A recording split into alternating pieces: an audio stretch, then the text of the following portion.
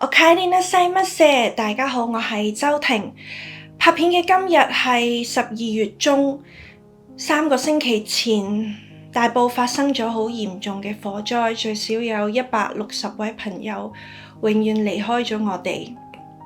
其實喺火災前嘅2-3日，我係寫好咗新一條片嘅劇本，諗住會係一條記錄我今個聖誕節嘅一條片。而喺火災之後，我都有嘗試拍過呢一條片開頭嘅一啲部分，但係拍下我就覺得拍唔到落去。雖然我身在加拿大，地理上離香港好遠，但係我都覺得以我嘅心理狀態同埋香港嘅社會氣氛都唔係好適合拍呢一條片。特別係作為一個曾經嘅大埔人，我都覺得自己冇辦法喺今個聖誕節好盡興、好開心咁樣去玩，所以嗰條聖誕節片就暫時擱置住先，睇下下年有冇機會再拍。而今條片我想靜靜地咁樣坐喺度同大家講下我一啲感受。喺我今年生日嘅時候，我出咗一個 post 講自己住過喺大埔20幾年。睇返啲留言，原來好多朋友都唔知道我以前係住喺大埔。雖然我由幼稚園去到大學都係喺九龍讀書，但其實我由0歲去到23歲都一直住喺大埔三門仔附近嘅地方。23歲嘅時候就一個人搬咗出九龍住。咁我一個人搬出去住嘅故事，我喺之前不為人知的秘密嗰條片都有提及過，咁有興趣嘅朋友可以睇返。所以大埔係一個我好有歸屬感嘅地方，我有好多朋友都係因為大家都住喺大埔而認識，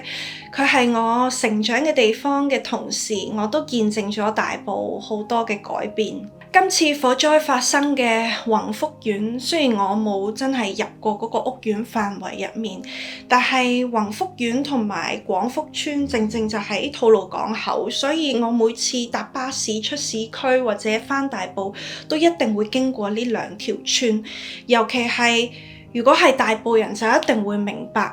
你返大埔嘅時候，無論你喺架巴士上面瞓得幾冧都好，每次架巴士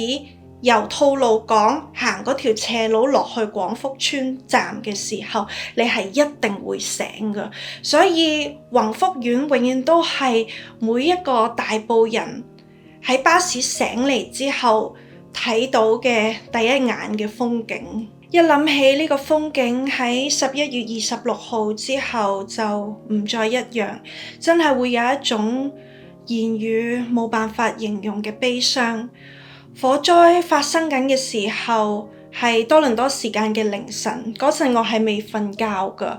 由電話嗰個新聞 app 彈咗大埔宏福苑3級火呢個 notification 出嚟，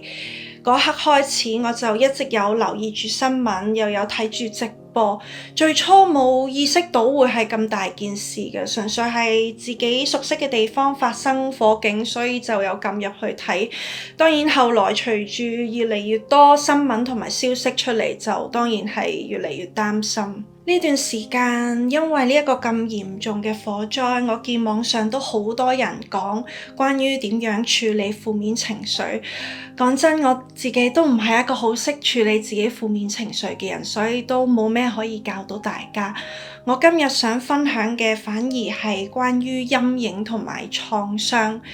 因為我見網上都好多朋友分享話呢一排見到棚架或者棚網就會變得好驚或者好焦慮，又或者如果見到有人喺街上邊亂掉煙頭，就會好驚個煙頭唔知會燒着邊度，然後又會着火。小心火種當然係好重要啦，但係棚網或者煙頭就好似變成咗我哋一個集體創傷或者集體陰影咁樣，而同時無論我哋人生將來會住喺邊度，我哋都係冇可能完全避開呢兩樣嘢㗎嘛。所以我想同大家分享我以前遇上一啲陰影嘅時候，我身體係會有咩反應，同埋我係點樣處理㗎。當然我唔係啲咩專業人士啦，所以如果大家係需要求助，需要一啲幫助嘅話，都最好揾返你嘅家庭醫生，或者係精神科醫生，或者臨床心理學家會比較好。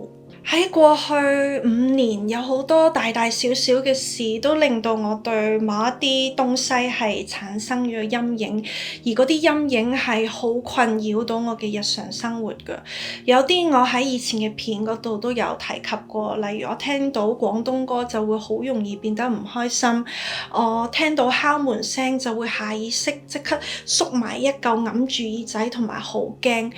然後見到介款車或者類似嘅車，我就會驚到要兜路行。但有一個陰影我係從來都冇同大家透露過，就係有一次我仲喺香港嘅時候，咁我就同一個朋友正常咁樣面對面傾緊偈，傾下偈，我突然間panic attack。有啲朋友可能唔知道 panic attack 即係會點樣，咁每個人 panic attack 嘅時候嘅反應都會有啲唔同㗎。喺我身上就係會心悸、心跳好快、呼吸唔到，然後你會好清楚咁樣聽到自己嘅心跳聲，甚至會耳鳴，係完全冷靜唔到落嚟，淨係會覺得好驚，但又唔知自己驚緊啲咩㗎。就好似你發緊燒嗰陣，個頭腦好混亂嘅時候咁樣，然後個腦入面會不斷出現一啲重複嘅聲音或者重複嘅幾何圖形，就好似你望緊一個轉得好快嘅萬花筒咁樣。總之你成個人都會好混亂，係完全被恐懼支配嘅感覺。講返嗰日發生咗嘅事，我嗰排係好鍾意聽一首日文歌㗎，咁我朋友都知道呢一件事，咁佢為咗令我冷靜返落嚟，佢就播咗嗰首歌俾我聽。點知我係完全冷靜唔到之餘，個心唔知點解竟然係將 panic attack 嗰種混亂感同埋恐懼感同埋嗰首歌係連結咗埋一齊。嗰首歌只係一首好普通嘅 J-pop， 同佢嘅語言無關，亦都同佢嘅歌詞無關，就純粹只係因為我喺 panic attack 嘅時候聽到呢首歌，就令到我喺往後3年嘅時間，每次聽到呢一首歌都會心跳加速，同埋好驚，好似返去 panic attack 嗰個狀態咁樣。有時 Apple Music 隨機播到呢一首歌嘅時候，我係會反應勁快，3秒就即刻要撳停佢，因為如果容許首歌繼續播落去嘅話，我又會進入返嗰個好恐懼嘅鬆入面。我有同過嘅臨床心理學家傾過呢一件事，佢有鼓勵我喺心情平靜嘅時候，慢慢開始聽返呢一首歌，令到自己慢慢接受返佢，唔好覺得佢係啲咩要避開嘅嘢。我嗰陣聽完佢咁講，我係覺得自己做唔到㗎，因為我覺得自己有好多個陰影，唔係得呢一首歌，而呢一啲陰影全部都有可能喺我嘅日常生活入面隨時出現。就算我接受返首歌都好，都仲有敲門聲同埋介款車係我好驚㗎。我記得年幾2年前有一首韓文歌叫 Knock， 嗰首歌嘅第2段竟然係加咗啲真嘅敲門聲，嗰陣我第一次聽到，我即刻驚到彈起，到而家我都唔敢再聽嗰首歌。講返首日文歌，我諗我避咗嗰首歌都差唔多有3年，但係我最近開始覺得自己可以慢慢接受返首歌啦，同埋我覺得學習調整自己嘅呼吸係好重要㗎。每次我覺得好驚慌、唞唔到氣嘅時候，我都會係咁同自己講，要減慢嗰個呼吸速度，慢慢咁樣深呼吸，令到我個身體、我個肺同埋我個頭腦都知道其實冇咩咁大件事。呢一個都係可以舒緩到由陰影或者創傷引起嘅一啲身體反應。我覺得要放低恐懼係係好難㗎，尤其當嗰啲恐懼仲係好實質咁樣存在緊，仲係一個現在進行式嘅時候，你好難說服自己佢已經唔存在，佢已經過去。去到今日，我都覺得自己未克服晒我所有嘅陰影，但我覺得俾自己嘅身體同埋腦袋感受到自己係有嘗試處理同埋面對呢件事係好重要㗎。起碼你唔會覺得你係逃避緊佢，然後有排都解決唔到嘅問題，而係你係喺解決途中㗎啦，只係仲需要多啲時間。當然我所經歷嘅同大家經歷嘅好唔同，解決方法都會唔一樣，甚至有一啲朋友可能會因為最近嘅事經歷比我更加多、更加嚴重一啲關乎生命安全嘅陰影。只係我好希望可以透過我嘅分享俾大家知道 It's okay to fear， 恐懼同埋陰影嘅存在係正常㗎。但如果你感覺到呢一啲事好困擾到你嘅生活，佢令到你沖涼又諗住佢，食飯又諗住佢，去緊廁所都諗住佢，